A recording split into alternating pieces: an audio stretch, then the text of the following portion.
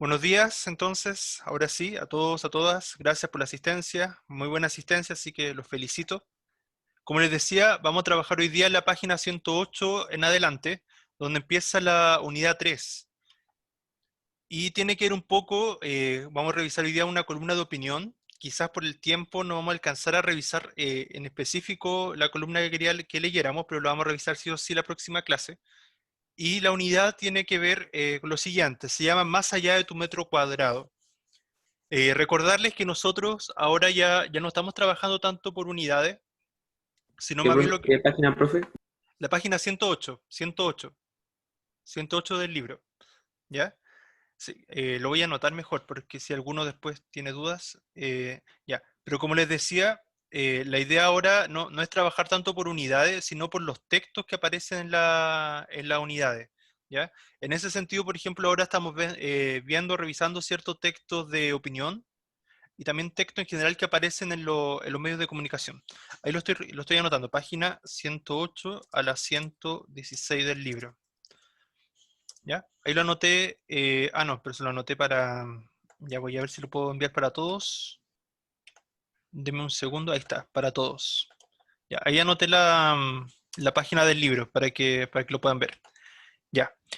Muy bien, ahora de nuevo entonces vuelvo al libro. Como les decía entonces, no estoy trabajando o no estamos trabajando por unidad en particular, sino con los tipos de texto. Entonces a veces vamos a volver a la unidad 1, vamos a volver a la unidad 2 o vamos a saltarnos a la unidad 4, dependiendo el tipo de texto. ¿Ya? En este caso, entonces, vamos a revisar un poco de la unidad 3 que se llama, como les decía, Más allá de tu metro cuadrado, que tiene que ver con esta idea de pensarnos ya no como individuos, sino como perteneciente a una sociedad, donde compartimos una misma cultura, una misma visión de la realidad, ¿cierto? O una misma visión, pero claro, pensar que cada persona tiene su propia visión sobre lo que sucede, pero de todas maneras hay una visión compartida como comunidad, ¿cierto? Donde hay una cultura, como les decía, en común, una sociedad, unas costumbres, ¿verdad? Y distintas formas de hablar, entre otras cosas, entre distintos aspectos, ¿cierto? Propios de una cultura. ¿Cuál es el propósito de esta unidad? Analizar e interpretar textos que tratan la relación del ser humano con la sociedad y con su historia personal, es decir, cómo nosotros como personas, como individuos, nos situamos en un contexto. A partir de esto, reflexionar sobre los motivos que sustentan las relaciones sociales y cómo éstas influyen en la construcción del individuo. Es decir, nosotros como personas, como individuos, aportamos a la sociedad y la sociedad también nos permite desarrollarnos. Entonces hay una simbiosis, hay una relación recíproca entre la sociedad y el individuo. Antes de empezar, quiero que leamos junto el siguiente poema, que se llama Escritura, y es de la poeta Teresa Calderón, y la idea es que reflexionemos un poco sobre sus palabras. Dice así: escribo menos de lo que veo y veo bastante menos de lo que hay. Sin embargo, sería suficiente tomar un haz de palabras y salir a errar por la página en blanco, sin perder de vista que el mundo es largo pero nunca el único. En Causas Perdidas, Santiago Ediciones Artesanales. ¿Cuál será el mensaje de este poema? ¿Qué querrá decir la autora? Se lo repito, dice: escribo menos de lo que veo y veo bastante menos de lo que hay. Sin embargo, sería suficiente tomar un haz de palabras y salir a errar por la página en blanco, sin perder de vista que el mundo es largo pero nunca el único. ¿Qué mensaje les deja este poema? ¿Qué les dice? ¿Cómo lo interpretan?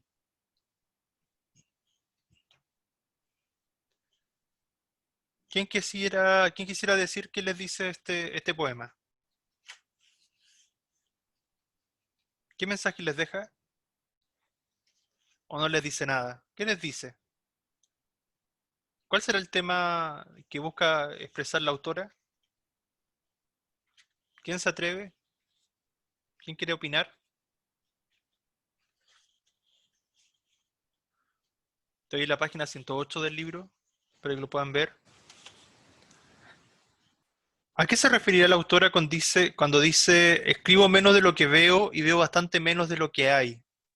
¿Qué querrá decir ella ahí?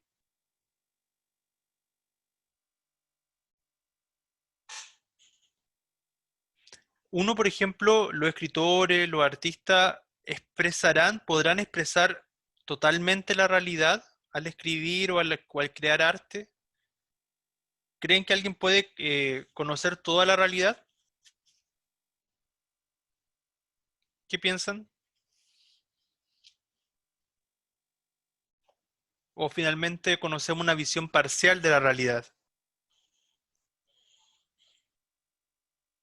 ¿Todavía están con sueño? ¿Qué piensan, chicos, chicas? ¿A qué se referirá esta idea de la página en blanco, que dice la autora también? Y que el mundo es largo pero nunca el único. ¿O no le dicen nada a esas palabras, esa frase? ¿Quién se anima con una interpretación?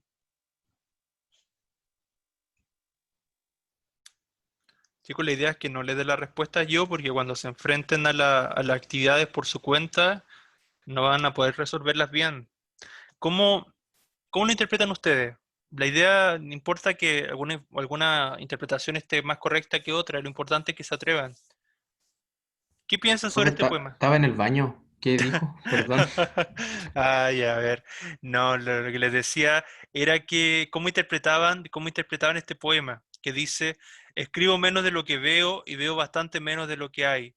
Sin embargo, sería suficiente tomar un haz de palabras y salir a errar por la página en blanco, sin perder de vista que el mundo es largo pero nunca el único. ¿Cómo interpretan ese poema?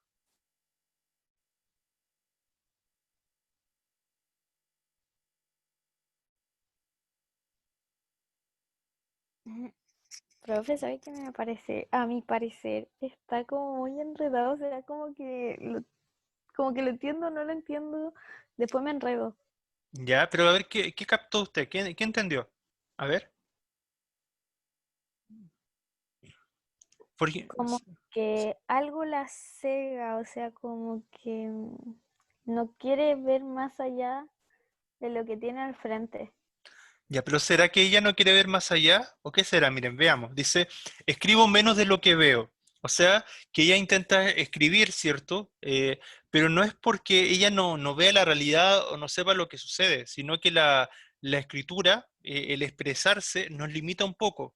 Por mucho que alguien tenga el don de la palabra y pueda expresarse, nunca va a poder escribir totalmente sobre toda la realidad, porque las palabras nunca van a alcanzar para reflejar totalmente la realidad. Y después dice, y veo bastante menos de lo que hay, o sea, que ella en realidad sí ve bastante, pero lo que sucede es que la realidad es mucho más amplia, es mucho más diversa, entonces difícilmente una sola persona va a poder captar todo lo que sucede en la realidad, porque la sociedad la conformamos todos los individuos, entonces es difícil que alguien pueda captarlo todo.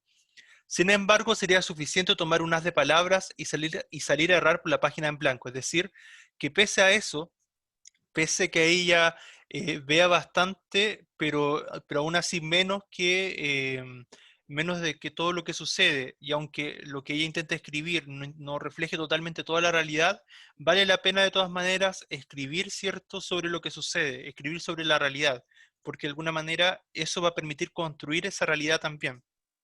Entonces después dice que el mundo es largo pero nunca el único, es decir, que es variado, diverso, que hay muchos puntos de vista. Es un poco lo que nos podía dejar ese poema. A veces los poemas son un poco difíciles de interpretar, pero la idea es que siempre la predisposición que uno tiene a leerlo, ¿ya?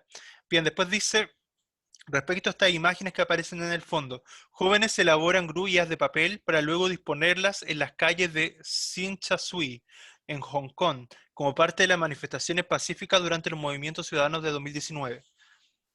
Si vieron las noticias el año pasado, bueno, a pesar que acá en Chile teníamos todo el movimiento social que hubo en octubre, pero durante el año pasado hubo muchos movimientos que aparecieron en varias oportunidades en las noticias en relación a manifestaciones, protestas, sí, relativamente pacíficas en Hong Kong. Bueno, que después no siempre acababan tan pacíficamente, pero empezaban de manera pacífica. Entonces, estas imágenes son de ese contexto. ¿Qué le dicen esas imágenes? Donde se ven estos jóvenes, ¿verdad? Construyendo estas grullas de papel. Las grullas son como esta especie de ave, ¿cierto? Que se ven allí. ¿Qué simbolizarán esta grulla?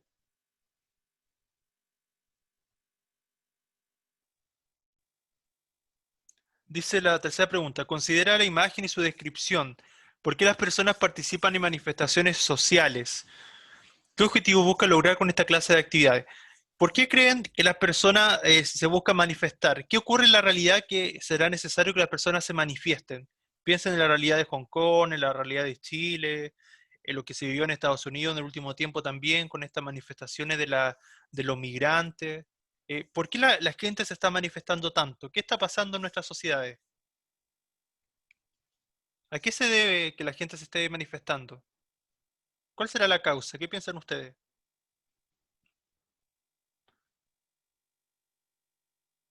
¿El año pasado se informaron por qué fueron las manifestaciones o no saben por qué eran las manifestaciones? ¿Por qué la gente se manifestaba mucho acá en Chile y en otras partes del mundo también? ¿Qué habrá pasado? ¿Habrá estado todo bien? ¿O qué creen ustedes? ¿Qué es lo que pedían las personas? ¿Se acuerdan de alguna pancarta, de algo que le haya llamado la atención de las manifestaciones del año pasado, por ejemplo? ¿Alguna frase, alguna consigna? ¿O no tienen una opinión sobre ese tema? Es importante siempre tener opinión sobre lo que ocurre en nuestra sociedad. No podemos quedarnos como ser ciudadanos y simplemente escuchar lo que sucede y no hacer nada, no ser meros testigos, sino también tener una opinión es súper importante. ¿Alguien quisiera opinar sobre estos temas? ¿Alguien que quisiera aportar? ¿No? Bien, respecto a las manifestaciones son por distintas circunstancias. Entre ellas, por ejemplo, puede ser obviamente por las injusticias sociales, ¿cierto? O sea, por las distintas injusticias que vemos en nuestra sociedad, que muchas veces va porque las personas sienten que no se han respetado siempre sus derechos, por ejemplo, por las grandes desigualdades que hay en las sociedades a nivel de clases sociales, por ejemplo, a nivel económico, de oportunidades laborales, oportunidades educativas, la violencia que hay también, entre tantas otras situaciones, por ejemplo, que ocurren día a día. Entonces las personas siempre buscan, en el fondo, que exista una sociedad poco más equilibrada, mucho más justa, y que, claro, muchas veces, sobre todo en las sociedades democráticas, se pone, ¿verdad?, a disposición eso de los gobernantes, de los presidentes, ¿verdad?, en general, y se espera que se cumpla, ¿cierto?, esas expectativas de igualdad de oportunidad, igualdad de acceso a la educación, entre otras cosas. ¿Ya? Pero como sabemos, muchas veces eso queda más en palabras que en hechos. Entonces las personas en la última década cada vez se han manifestado mucho más al respecto. En cuanto a las grullas, simbolizan, cierto, para esta cultura, Hong Kong, también es símbolo de libertad y de la paz, ya de la paz, de la felicidad también, entonces, y la prosperidad. Entonces, es bien significativo porque en el fondo eran propuestas bien pacíficas, pero lamentablemente los medios de comunicación no siempre anunciaban eso. Ya, eso respecto a ese tema. Antes de pasar a la columna de opinión, que como les decía, probablemente la vamos a revisar la próxima semana, les quería comentar un poco lo que es una columna de opinión. ¿Alguien sabe qué es una columna de opinión? ¿Les suena de algo? ¿Qué será una columna de opinión? ¿Alguien sabe? Es como cuando una persona da su punto de vista sobre algún tema en particular. Así es, ¿verdad? Sí, sí, sí. Es un texto argumentativo de opinión. Por ahí va. Excelente. Gracias, Matthew. ¿Alguien más? Eso es a grandes rasgos, ¿verdad? Ahora lo vamos a revisar como concretamente, pero por ahí va. Muy bien.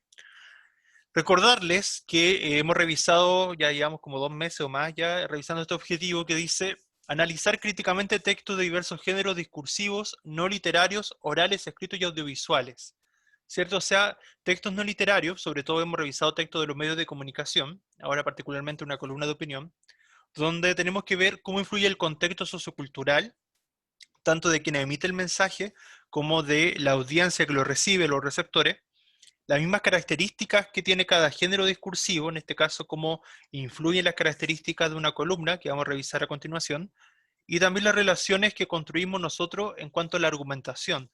No olvidar que todo texto argumentativo tiene un desarrollo de un razonamiento, y también la selección de la veracidad de la información. Acá hay una definición interesante que plantea George Will, columnista del Washington Post, sobre la columna de opinión. Dice, lo que hizo de Van Gogh un genio fue su particular forma de ver los girasoles, lo que distingue a un valioso columnista en su particular forma de ver el paisaje social. Es habilidoso ver aquello que todos ven, pero no en la misma forma en que todos lo ven. Si se fijan, ahí apunta a que, de alguna manera, ser columnista tiene una relación muy estrecha con el arte, ya con la forma del artista. ¿Por qué?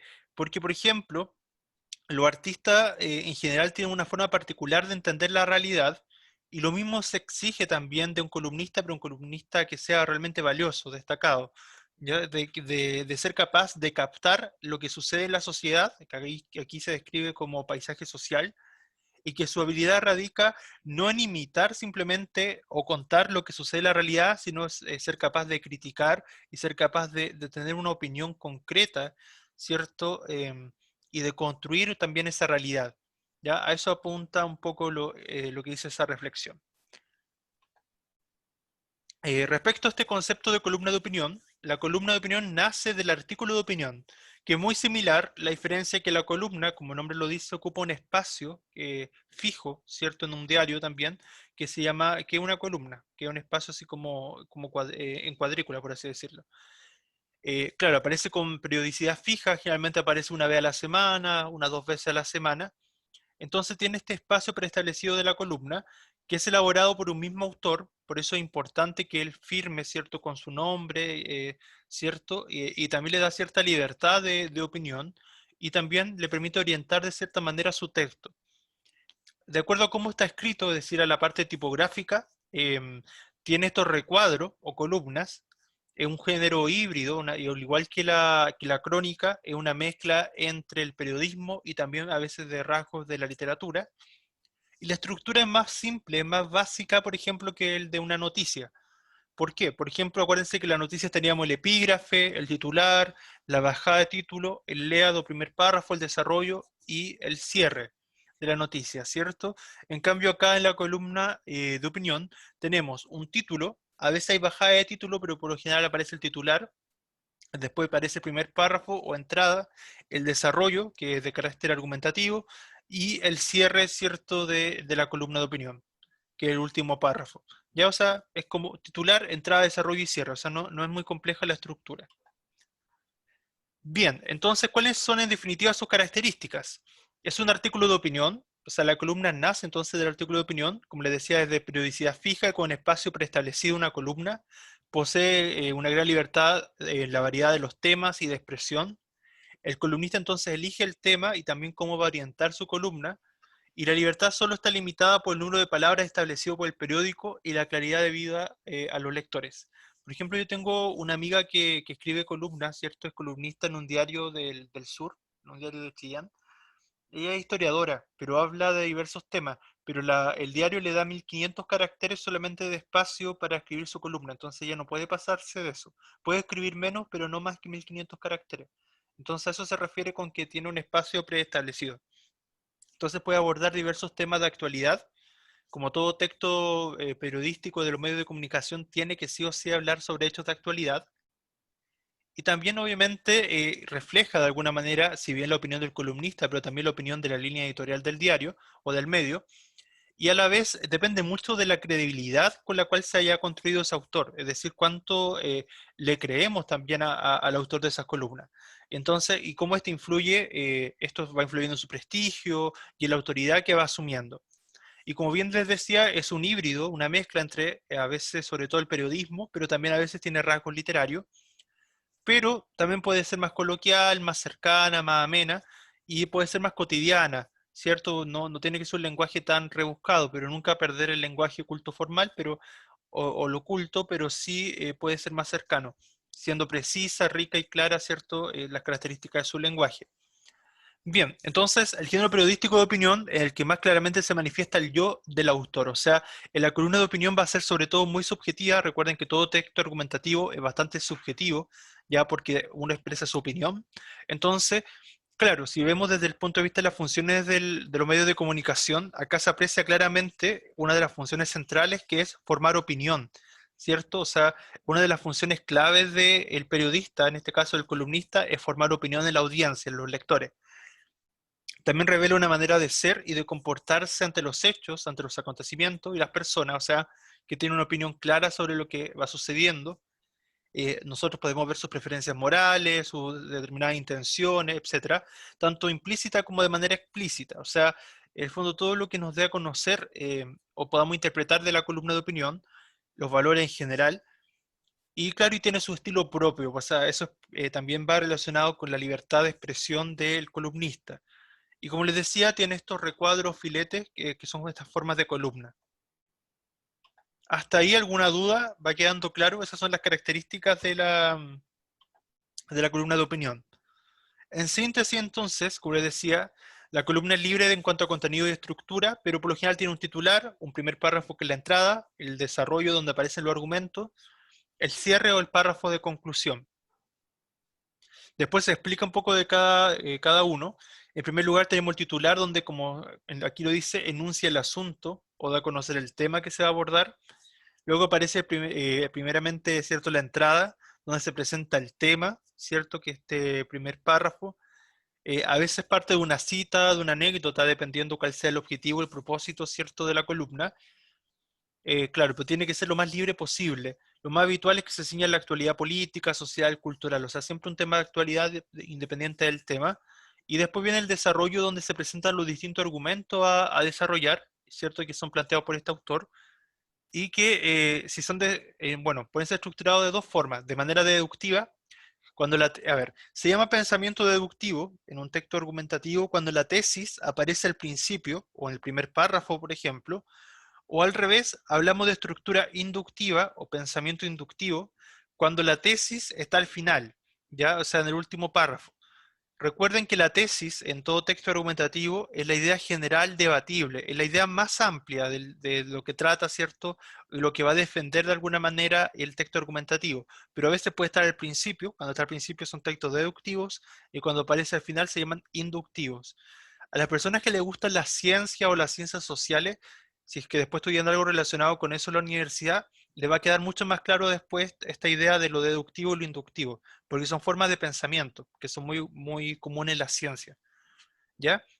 Y por último, entonces, como les decía, aparece el cierre de la columna, donde aparece esta síntesis del columnista sobre lo que opinó, ¿verdad?, a lo largo del desarrollo de la columna. Acá tenemos un ejemplo de una columna de opinión. Aparece el titular desde la base y en suelo. Después aparece el autor, que acuérdense que era muy importante que apareciera su nombre, por Antonio Casillas Muriel.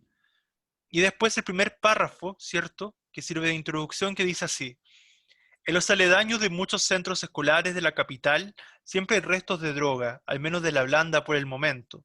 La policía conoce la situación y estableció sus dispositivos para paliar, en la medida de lo posible, estos cuadros, a veces más lamentables por la corta edad de los que en ellos se retrata. En este primer párrafo, si se fijan, da a conocer el tema, que era, ¿cierto?, la presencia de la droga, ¿cierto?, en los establecimientos escolares. ¿Ya? Que eso ocurre en varias partes del mundo. Después tenemos el desarrollo argumentativo, que son los demás párrafos, que dice: tres consejerías de la Junta de Castilla y León, ya no está contextualizando, sería en España, trabajan al unísono en el desarrollo de actividades de promoción de salud y prevención de consumo de drogas entre los escolares. Ahí nos está dando a conocer lo que se está haciendo, las gestiones. Las acciones se dirigen a saber a la promoción de hábitos saludables que pasan por la higiene, la alimentación, la actividad física y los comportamientos para evitar accidentes tanto en el colegio como en su propio domicilio. O sea, nos sigue dando argumentos sobre lo que se está haciendo para paliar, ¿cierto? En este caso, la presencia de la drogadicción en establecimiento educativo. Y no está mal inundar los buzones con revistas, folletos y demás medios para que jóvenes y niños conozcan de cerca una de las causas que les puede lastrar, o sea, las consecuencias que puede traer el consumo de droga. Y finalmente cierra, ¿cierto? Concluye con lo siguiente, dice: y mientras se les enseña sabiamente y sin prejuicios a esquivar los obstáculos en los que han caído muchos de los que están a su lado, tampoco estaría de más ayudar a los que ya empiezan a resbalar. O sea, esa es la síntesis, entonces tiene un carácter bien inductivo esta columna. ¿Queda claro hasta acá algo que no esté claro o va quedando claro hasta acá? Lo que es una columna de opinión, sus características, su estructura. Va quedando claro. Ya, muy bien, muchas gracias. Profe, disculpe, Sí, ¿me puede sí. poner presente? Que no le quería interrumpir. Ya, sí, la asistencia la paso al principio y al final. Al final la paso de nuevo. Ah, ya, ¿Ok? ya, Ya, gracias. ya, muy bien. Respecto a bueno, los tipos de columna, van variando de acuerdo a su estilo o su intención. Hay de tres tipos, pero generalmente los más comunes son la columna analítica y la columna de opinión. La columna analítica mezcla lo informativo, es decir, se centra en los hechos concretos y cómo el columnista interpreta esos hechos que ocurren. ¿Ya? Y por otro lado tenemos la columna de opinión, que es la más común, es la más típica y la que vamos a leer después, donde se da a conocer el punto de vista de la línea editorial del medio, del diario, y sobre todo el redactor, el columnista, es muy crítico, emite muchos juicios de valor sobre la realidad, sobre lo que él escribe. Y también tenemos una columna del tipo personal, pero menos frecuente, donde es más literaria, más creativa, ¿cierto? Más libre. Ya, pero generalmente están presentes la columna analítica, que como les decía, mezcla lo informativo con lo de opinión, y la de opinión propiamente tal, que es sobre todo muy crítica. Bien, en síntesis, bueno, este PowerPoint ya se lo subí a Classroom, así que lo pueden revisar. En síntesis, la columna es un artículo de opinión, como decía, nace de un artículo de opinión y tiene entonces un carácter argumentativo, que recibe este nombre porque en sus orígenes ocupaba una columna de la página del periódico, que eso es como su característica tipográfica, por así decirlo.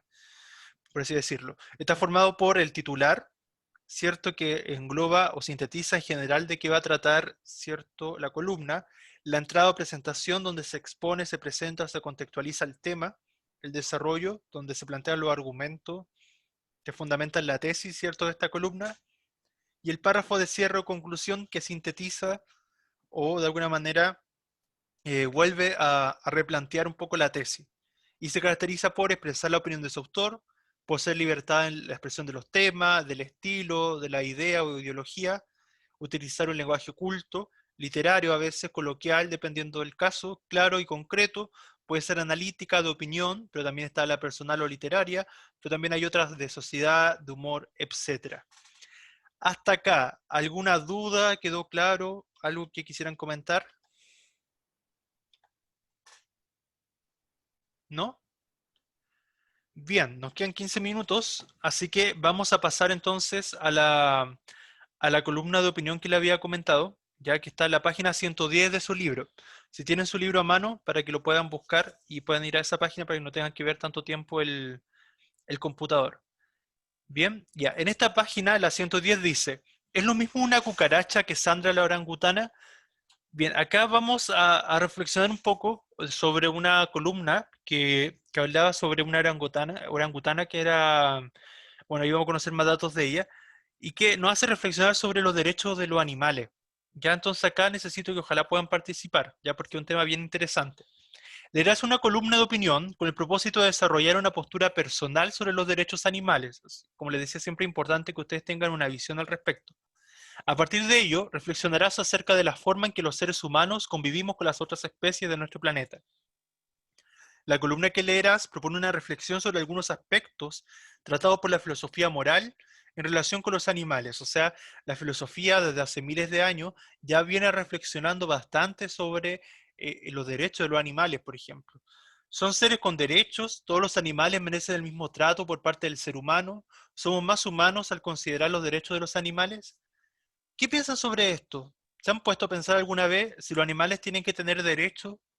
¿Si merecen el mismo trato? ¿Si tenemos que respetar a los animales? ¿Por qué? ¿Han pensado un poco sobre eso alguna vez o no? ¿Sobre los derechos de los animales? ¿Se han puesto a pensar? Profe, ¿Sí? yo creo que si le ponemos derecho a los animales, la mitad de animales serían todos ladrones. ¿Por Se qué? entran a la casa, hay que matarlos, ¿no? Oh, ¿por qué piensa eso? ¿Por qué piensa eso de... A veces, por ejemplo, pienso en los, no sé, pienso en los pumas, estos pumas que había en Ñuñoa, en la precordillera, en otros lados, pero es que a veces la gente, a ver, a veces la gente crea sus casas en lugares que antes eran de dominio de los animales. Entonces realmente si uno se cuestiona, ¿quiénes son los invasores realmente? ¿Son los animales o nosotros que vinimos a invadir después los territorios de los animales? Las personas. Sí, cierto, muchas veces las personas estamos invadiendo los territorios. Es lo mismo que pasó con cuando llegaron los españoles acá a Chile y estaban los pueblos originarios. Si pensamos concretamente quiénes estaban primero los pueblos originarios, entonces, ¿cierto? Entonces, si vienen los españoles y vienen a conquistar acá los territorios de América, ¿cierto? Claramente ahí lo que hubo fue una usurpación de tierra, por ejemplo, de la cultura y todo lo que ustedes saben por historia.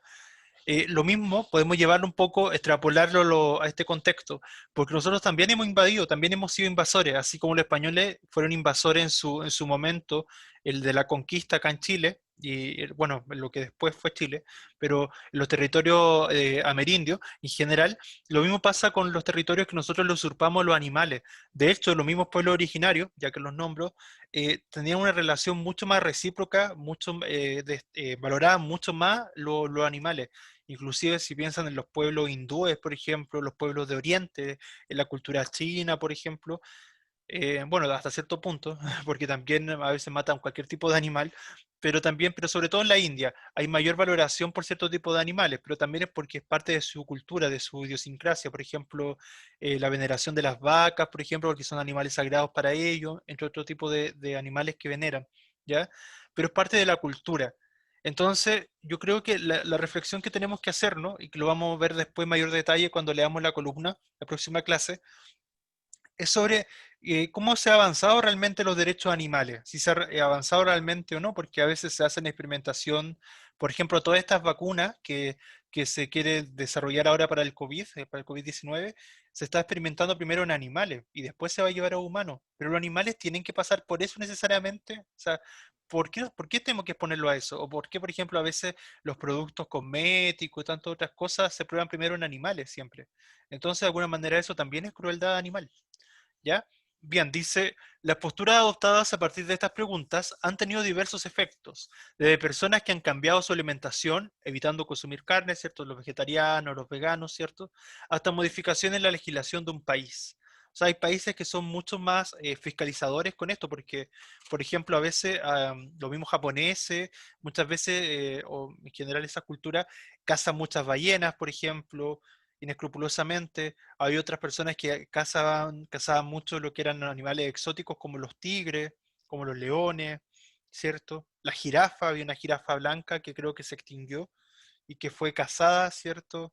En masa por sus características, era una jirafa albina y que ya se extinguió prácticamente, así como muchas otras especies que se han ido extinguiendo producto de la caza indiscriminada de animales, ¿ya? Entonces es importante reflexionar sobre esto, o sea, cada vez esta diversidad, esta biodiversidad, esta riqueza de la naturaleza, de la flora y la fauna, y bueno, sobre todo de la fauna en este caso, se ha ido perdiendo producto del mismo descuido del ser humano, más que descuido del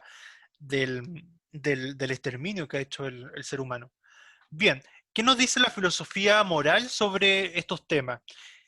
Ya desde la antigüedad griega ya habían pensadores como Plutarco que reflexionaban sobre los derechos de los animales. Dice, en su texto Obras Morales o de las Costumbres, el pensador griego Plutarco se preguntó por la relación que establecen los humanos con los animales, llegando a cuestionar si era necesario matarlos y alimentarse de ellos. O sea, hace más de 2000 años atrás ya se cuestionaban, ya se preguntaban sobre esto. Pero la pregunta es, ¿realmente habríamos avanzado tanto en estos 2000 años o más? Después tenemos el siglo XVIII y XIX, que después es post-Revolución Francesa, que ustedes saben que la Revolución Francesa generó un cambio radical en la forma de pensar sobre los derechos humanos, pero también sobre los derechos de los animales. Dice, numerosos filósofos se preguntaron por el deber que se tiene con los animales, pero no fue hasta 1892, con la publicación de Derechos Animales, Consideraciones en relación al progreso social de Henry Salt, que se plantea de forma seria la necesidad de defender la vida y libertad de los animales domésticos y salvajes. Ahí se establecen categorías, ¿verdad? Animales domésticos como nuestras mascotas y animales salvajes, ¿verdad? Los que viven en su hábitat natural. Después ya avanzando mucho más cerca a nuestra época, en 1970-1980, Peter Singer publica Liberación Animal en 1975, libro en que establece que, así como los humanos, los animales también sienten dolor, o sea, que son, o sea, son seres sintientes, o sea, seres que sienten mucho, o sea, quienes han tenido alguna vez alguna mascota, algún perro, gato, algún otro tipo de mascota, seguramente se han percatado del vínculo que a veces uno puede establecer con los animales y que ellos también sienten mucho, o sea, sienten dolor, se sienten alegres, a veces, por ejemplo, cuando los perros mueven la cola, uno sabe que están como alegres también, son tantas otras cosas, ¿verdad? Cierto, después dice, por lo que deben tener derechos. Luego, en 1983, Tom Reagan propone en el caso de los derechos animales que estos deben tener derechos porque son capaces de manifestar autoconciencia y buscan estados de bienestar, o sea, de estar bien, o sea, si uno analiza, por ejemplo, otro día ayer veía videos en redes sociales de personas que cuidaron animales, inclusive un insecto. Había una señora que se encariñó mucho con una abeja. Uno puede pensar una abeja o un insecto, pero sí, o sea, había una abeja que había perdido sus alas y una señora la encontró que ahí casi no se podía mover y la cuidó hasta que la abeja murió. Entonces, porque la abeja no tiene una vida tan larga. Entonces ella la alimentaba, ¿cierto? Le buscaba, como la ponía en algunos árboles, qué sé yo, en algunas plantas, y la buscaba alimentar para que ella estuviera bien. Entonces hay personas que se preocupaban hasta de eso. O hay otras personas que, por ejemplo, había un aventurero que, que rescató una ardilla, y esa ardilla que rescató, bueno, la cuidó y la ardilla se notaba que le tenía mucho cariño. Y él, como era aventurero, la llevaba toda la aventura, o sea, se lanzaba por paracaídas, hacía aventura extrema y la ardilla la acompañaba en todas las actividades, ¿ya? Y así muchos casos, por ejemplo, de gente que rescata animalistas en general o personas que rescatan animales, es muy común que pase, ¿ya? Bien. Y hacia 1990-2000, en 1995, Gary Francione señala que la única forma de otorgar derechos a los animales es no tener propiedad sobre ellos.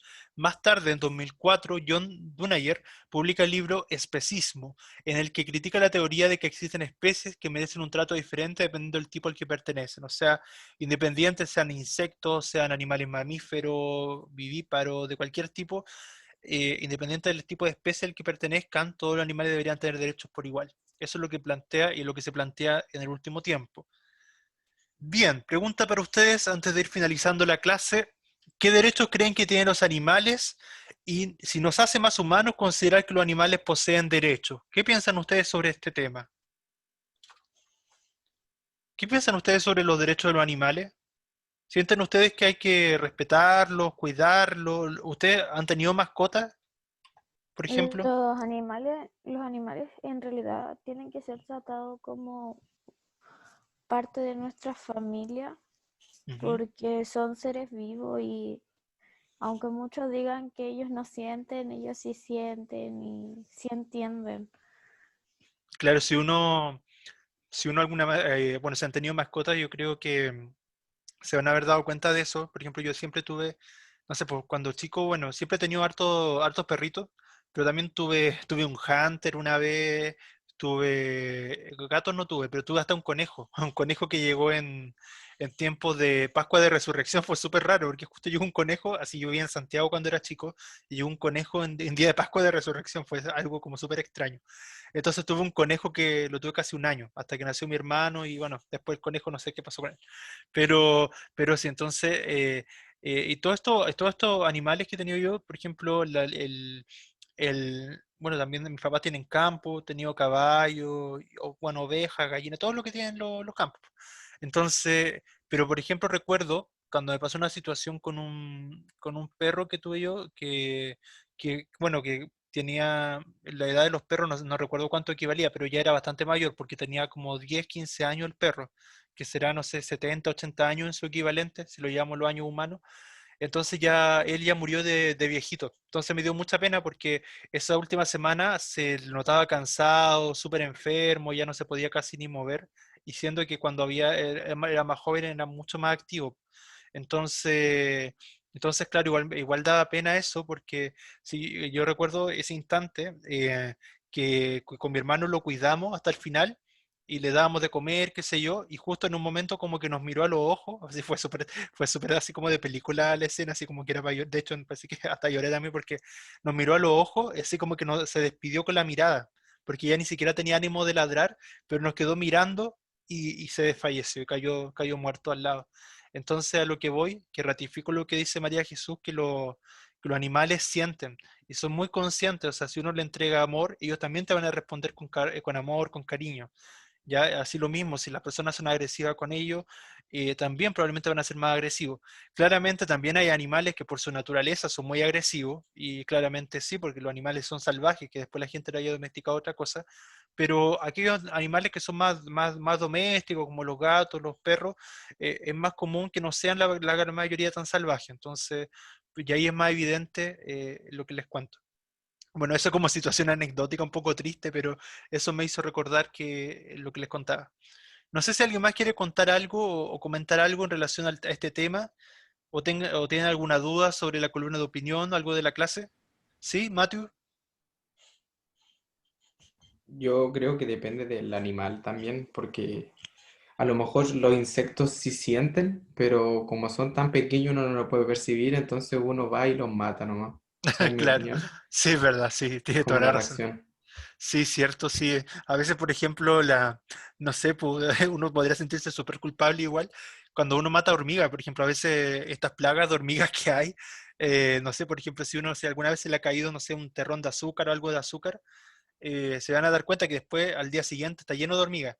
Claro, pues si pensáramos en eso, ahí nos cuestionamos, pero podemos poner en la misma categoría a las hormigas, que son de alguna manera insectos o cualquier tipo de insecto, con los animales. Claro, y quizás tiene razón lo que dice Mateo, a lo mejor ellos sienten pero de otra forma. Por ejemplo, los insectos funcionan mucho con la feromona, con estos componentes químicos que hay en la naturaleza, que nosotros captamos, pero los captamos como no de manera consciente.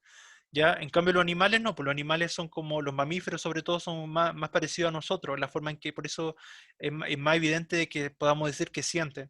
Entonces, todos estos cuestionamientos sí se han hecho y es bien interesante, pero difícilmente se llega a consenso. Pero sí yo creo que es importante al menos reflexionar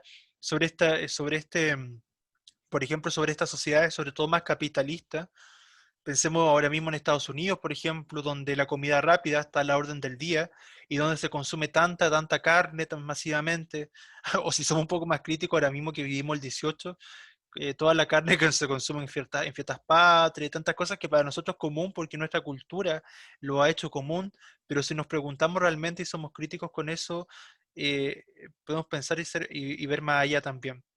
Recordé una situación, pero va a ser muy trágico, sí, pero recordé una vez un video que vi sobre cómo preparaban los nuggets y fue tremendo. No se lo recomiendo ver, pero fue cómo los procesaban a los pollos. O sea, eran miles y miles de pollos y los echaban en estas grandes máquinas procesadoras y después salían con la carne molida y todo lo demás que después lo hacen nuggets. Entonces, todas esas cosas a veces nosotros no vemos el proceso de cómo llegan los alimentos, las carnes a nuestras mesas, pero sí, o sea, todos estos animales que son sacrificados y tantas otras cosas más. Pero tú, bueno, eso lo vamos a comentar la próxima clase cuando leamos la columna. ¿Ya? Creo que tengo una duda, ¿Sí, Pablo? ¿Sí? pero es sobre las clases, ¿Ya?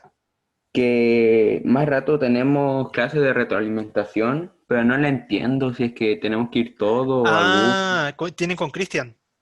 Sí, ¿Ya? ¿A qué hora tienen clase de retroalimentación? ¿Ahora a las Hoy día 12? en la tarde. Ah, en la No, hoy tarde. día en la tarde, si no me equivoco. Ya, yo, por ejemplo, creé Classroom de retroalimentación y yo creo que Cristian va a hacer lo mismo. No sé si él ya lo hizo o lo invitó. ¿Le creó algún Classroom o no? Es que no nos han dicho nada sobre no. ese tema y no, como que lo pusieron en los horarios y tampoco han dicho. Lo Ya, único mire, que sé es que son obligatorios. sí, ya les cuento. Muy bien, gracias. Gracias, María Pero Jesús. la Sí. tarde tenemos de matemáticas. Ah, ya, ya.